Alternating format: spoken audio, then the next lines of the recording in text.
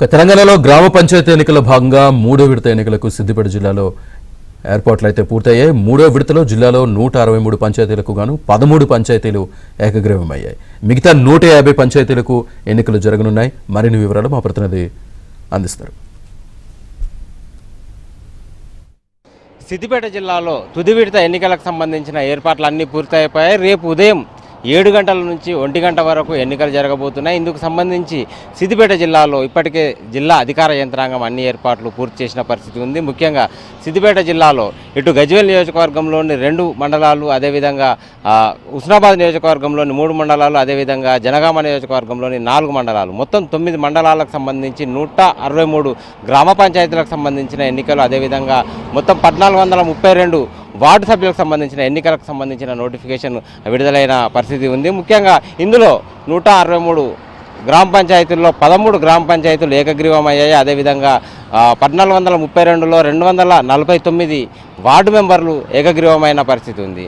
So ఇవి కాకుండా సిద్దిపేట జిల్లాలో రేపు ఏకగ్రీవమైన గ్రామాలను వదిలిపెట్టి 150 గ్రామ పంచాయతీలకు అదేవిధంగా 1182 వార్డు మెంబర్లకు సంబంధించిన ఎన్నికలు రేపు జరగబోతున్నాయి. ఇందుకు సంబంధించిన ఏర్పాట్లన్నీ కూడా అధికారులంతా పూర్తి చేశారు. ఇప్పుడు ప్రస్తుతం మనం కుకునూరుపల్లిలోని డిస్ట్రిబ్యూషన్ సెంటర్లో ఉన్నాము. ఈ డిస్ట్రిబ్యూషన్ సెంటర్లకు మండలాల వారీగా ఏర్పాటు చేసిన డిస్ట్రిబ్యూట్ సెంటర్లకు పోలింగ్ సిబ్బంది ఒక్కొక్కరుగా చేరుకొని పోలింగ్ సామాగ్రిని తీసుకుంటున్న పరిస్థితి ఉంది. సో జిల్లాలో ఇప్పటికే 2 విడతల ఎన్నికలు ప్రశాంతంగా ముగిసిన నేపథ్యంలో 3వ విడత ఎన్నికలపై కూడా పోలీసులు దృష్టి పెట్టి ప్రశాంతంగా నిర్వహించేందుకు అన్ని ఏర్పాట్లు పూర్తి చేశారు. పెద్ద ఎత్తున పోలీసు బలగాలు కూడా ఆయా పోలింగ్ కేంద్రాల వద్ద భద్రతకు సంబంధించిన ఏర్పాట్లు కూడా పూర్తి చేసిన పరిస్థితి ఉంది. సిద్దిపేట జిల్లాలో 49 సమస్యాత్మక పోలింగ్ కేంద్రాలను గుర్తించారు. ఇందుకు సంబంధించి ఆ 49 గ్రామ పంచాయతీలకు సంబంధించి పోలింగ్ కేంద్రాలకు సంబంధించి కూడా పోలీసులు పెద్ద ఎత్తున భద్రత ఏర్పాట్లు చేస్తున్నారు. వీటిలో 9 చోట్ల వెబ్కాస్టింగ్ కూడా నిర్వహించబోతున్నారు. మొత్తంగా సిద్దిపేట జిల్లాలో 3వ విడత ఎన్నికలకు సంబంధించిన ఏర్పాట్లు అయితే అన్ని పూర్తయ్యాయి.